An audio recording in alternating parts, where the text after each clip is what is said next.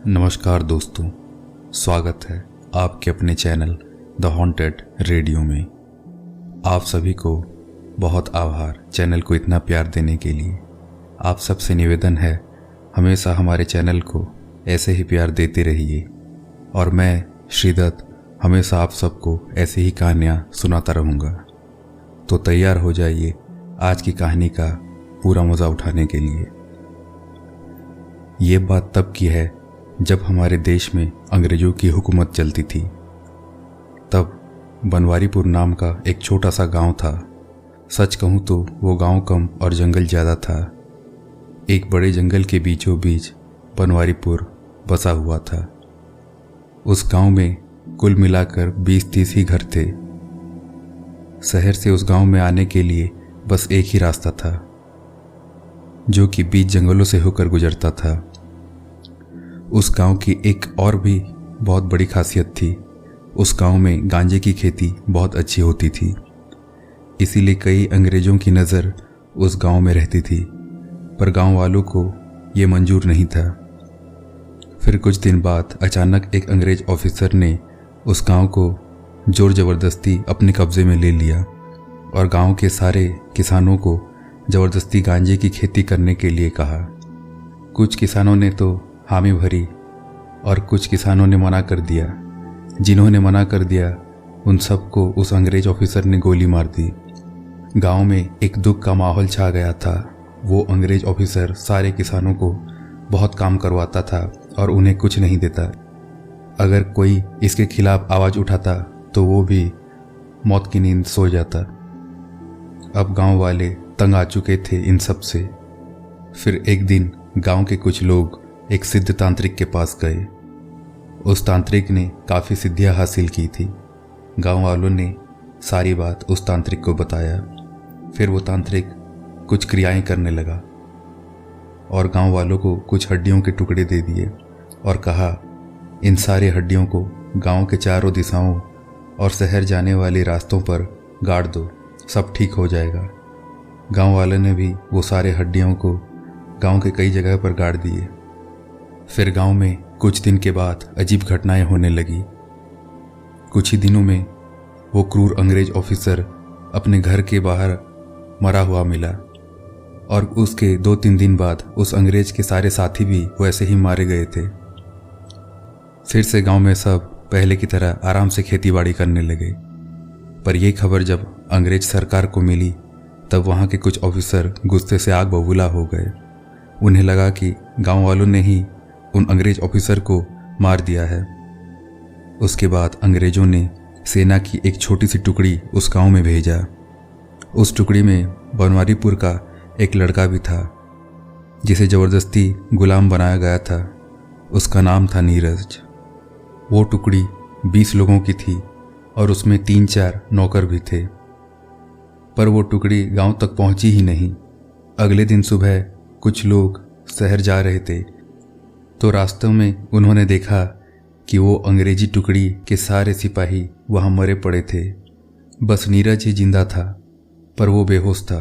नीरज को तुरंत गांव में लाया गया। कुछ देर बाद नीरज को होश आया।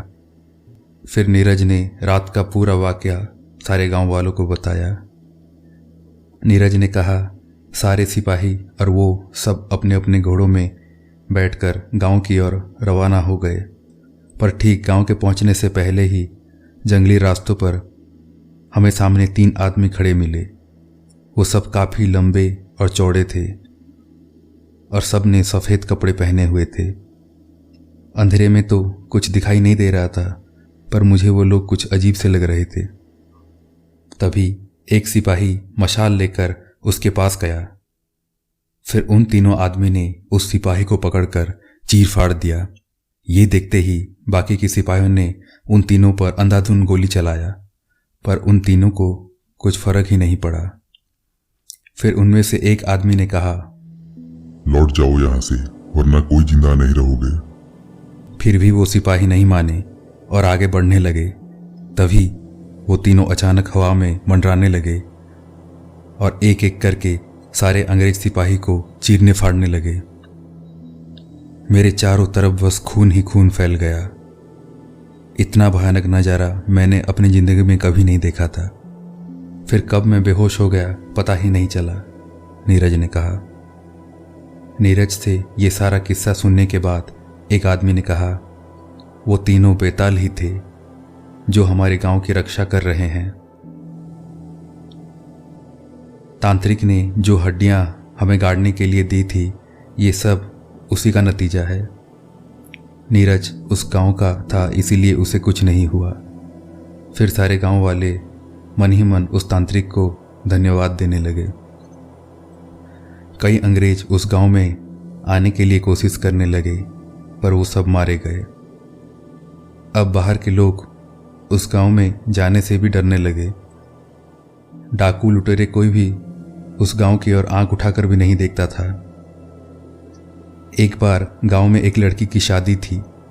शादी खत्म होने के बाद बाराती दुल्हन को लेकर दोबारा वापस जाने लगे। तब सुबह के 3 बजे थे। तभी कुछ ही देर बाद कुछ डाकू आधम के और सारे बारातियों को घेर लिया, और कुछ बारातियों को तो पीटने भी लगे बड़ी बेरहमी से। तभी अचानक वही 3 सफ़ेद कपड़ों वाले आदमी वहां प्रकट हो गए। उनमें से एक आदमी ने डाकुओं से कहा, छोड़ दो इन लोगों को, नहीं तो बेमौत मारे जाओगे। ये सुनते ही डाकुओं के सरदार ने अपना भाला उन तीनों आदमियों की तरफ फेंक दिया, पर वो भाला उनसे टकराते ही राख में बदल गया। ये देखकर वहां के सारे लोग डर के मारे पानी पानी हो गए। कुछ डाकू तो वहां से भाग गए, पर उनका सरदार कहाँ मानने वाला था। डाकुओं का सरदार अपनी तलवार लेकर उन तीनों आदमियों के पास दौड़ा। तभी उन तीनों आदमियों में से एक आदमी ने सरदार को पकड़ लिया और उसे सबके सामने कच्चा चबा गया। ये नज़ारा देखते ही सारे डाकू वहाँ से भाग गए। इसके बाद वो तीनों आदमी भी गायब हो गए। ये सारा किस्सा बाद में गांव वालों को पता चला। कई साल तक उन तीनों बेतालों ने गांव की रक्षा की। फिर उस तांत्रिक की मृत्यु के बाद वो तीनों बेताल भी चले गए। तो ये थी दोस्तों आज की कहानी। पसंद आए तो प्लीज़ लाइक, कमेंट और सब्सक्राइब करें। धन्यवाद।